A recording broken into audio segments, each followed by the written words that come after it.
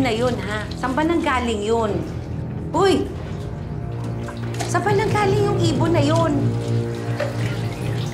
Ate Dolor. Ano? Ituloy yung binabalak nyo. Mapapahamak lang po kayo. Alam ko ngayon ko lang kayo nakilala. Pero pamilya na ituloy ko sa'yo. Kay Madam, kay Sophie. Ayoko may mangyari masama sa inyo. Walaan mo ako.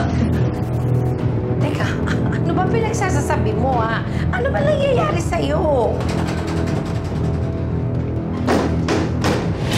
Ano yun?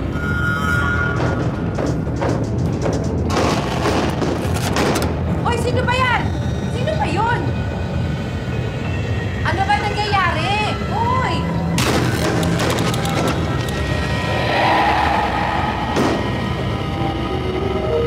Ikaw po kasi. Ano? Sana hindi mo na binuksan. Sana hindi ka na lumabas.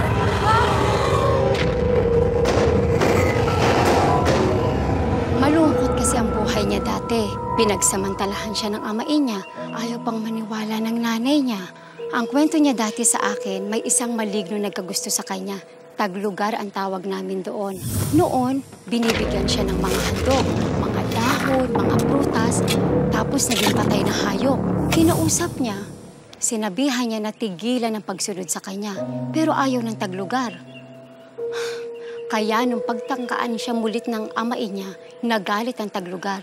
Pinatay ang nanay at amain niya. At iyon daw ang nagligtas sa kanya. Karamihan sa mga Pilipino ay naniniwala pa rin sa mga nilalang na base sa lumang pananampalataya ng mga ninuno.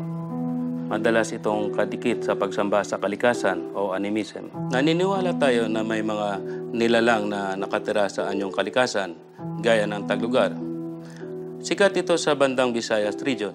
Ang paniniwala rin nila, pwede itong mapigilang pumasok sa isang bahay kapag naglagay ng mga bagay na may tanso sa may pintuan. Dahil kapag ang taglugar ay nakapasok na sa loob, mahirapan ka nang palayasin ito. May mga kwento rin na nagkakagusto sila sa mga tao. Ang hindi lang natin alam ay kung anong mangyayari kapag tinanggihan ang inalay nilang pag-ibig. Itong taglugar na sinasabi mo, ang pumatay kina Mrs. Reyes, Dolor, at itong Sinato. Di kaya gawa-gawa mo lamang ito para makatakas ka sa nangyari? Kasi ang balita namin sa nakakalap naming impormasyon, abusadong amo ito si Mrs. Reyes. Yung pinalitan mong katulong, binanlian ng kumukulong tubig. Sabihin mo na sa amin kung sino ang kasabwat mo, baka magawan pa ng paraan na gawing witness ka. Sasabihin ng anak ko sino totoong magnanakaw.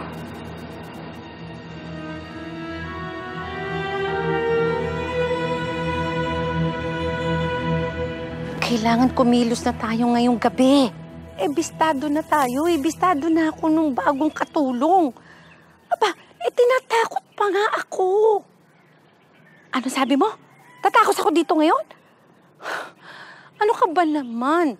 Ang tagal ko minanman ng tumbahay na to, mapupunta lang sa wala. Basta tuloy tayo mamayang gabi. Alam mo na kung anong gagawin mo.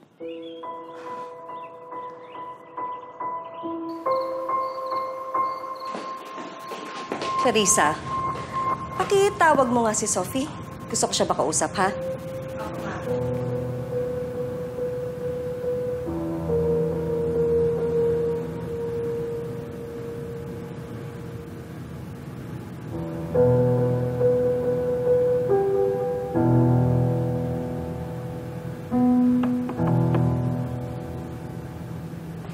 Sophie, pinapatawag ka ng mommy mo. Bakit daw? May dalaw ka? Bakit, Ate Clarissa?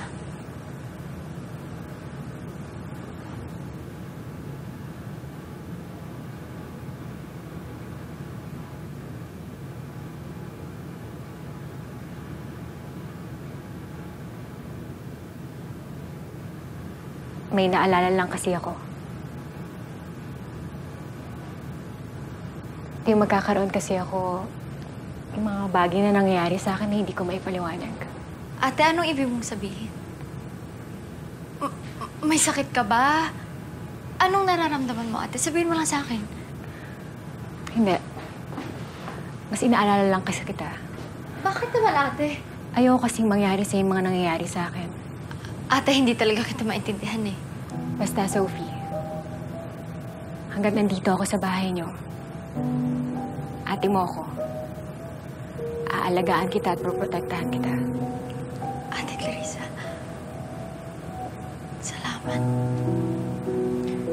Buong buhay ko, ngayon ko lang yan narinig.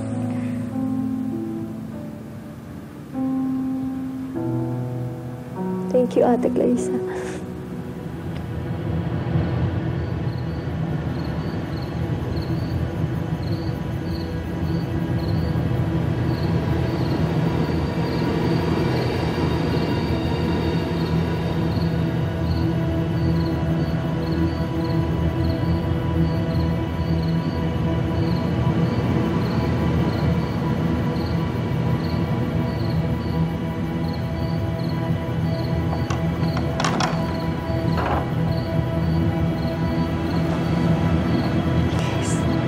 Sige na, magpalit ka na.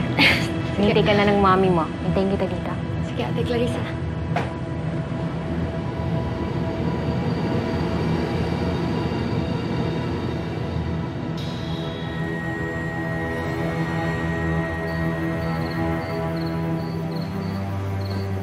Nasa kwarto ay bruha kong amo.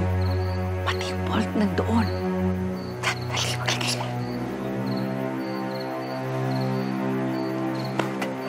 Sandali.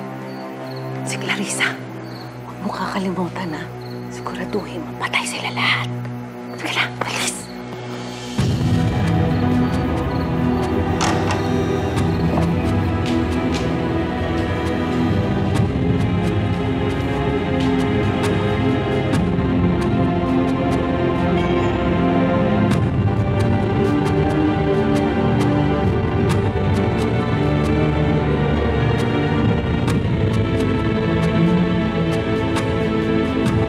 Hoy, saan ka galing? Kanina pa kita hinahanap eh. Ano to? Nakita ko to sa main gate eh. Sa back door. May pinabala ka ba sa akin?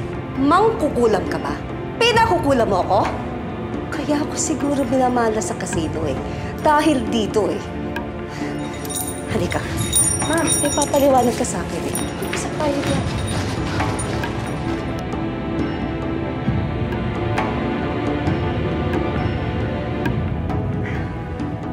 Okay ka na? Ate. Ang ganda nito, ha? Ang pinto bukas. Ang back door bukas. Anong ibig sabihin nito? Nagpapapasok ko na magnanakaw? Kaya siguro nababawasan yung mga alahas ko sa taas eh. Kaya siguro nawawalan ako ng pera doon sa kahadiyero ko eh. Binabala ka masama do? Siguro naglalaki ka. Malandi ka din. Ni tinatago ka din kalandian sa katawan mo talaga eh, no? Magnanakaw ka na. Malandi ka pa. Kung ako sa'yo, umuwi ka na ng bundok. Total din naman eh! Baboy ka! Baboy ka! Doon ka bagay! Total...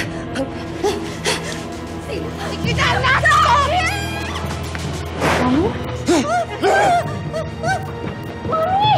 Sophie! Si Mami! Dito ka lang! Sophie! Ate, si Mami!